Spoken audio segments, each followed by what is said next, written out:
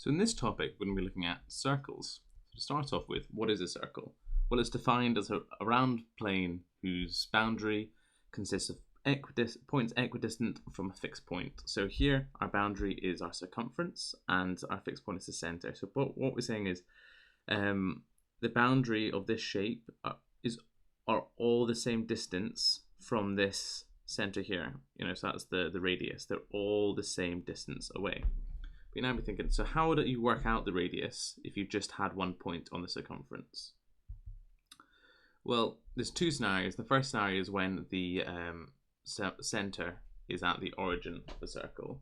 So how can we figure out? So if we've got a point here, how do we know what has, x, y coordinates? How do we figure out how far away it is? Well, if we draw a line down and we draw a line across, so it's moved x along and y up. Well, you can just join these up, and then you see here you've got a right angled triangle. So now we can just use Pythagoras. So this just becomes x squared plus y squared equals, and we'll call this r squared. There you are. That's it. So that's how you find the radius of a circle. Just simple as that. So what would be the radius of this circle here? The point P is at 0.34. Well, draw a triangle. It's gone 4 up, 3 along.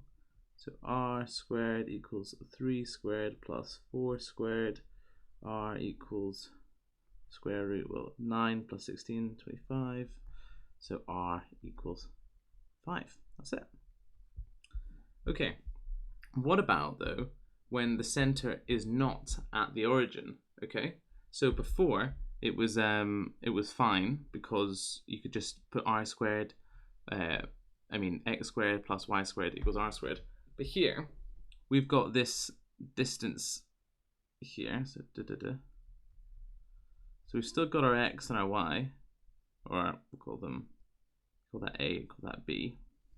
So we've still got these distances here, but how are we meant to know how to handle this? Well, you can think of it, think about batch of graphs. So this is a, it's been shifted a units along to the right. So if you wanted to be able to use the origin form, you'd have to shift it back to the origin. So you can think of this minus as shifting it back to the origin, or this one shifting it down, so it then again fits on the origin, right? So now what you can do, so you take the center and then you have the point here, and you can use this and so before you had x squared plus y squared equals r squared, but now you need to factor in the fact that the center is not at the origin. So you take your center of your circle and then you take that away from your x, and that gives you the equation you'll need. And we'll do some examples of this and you'll see how it works.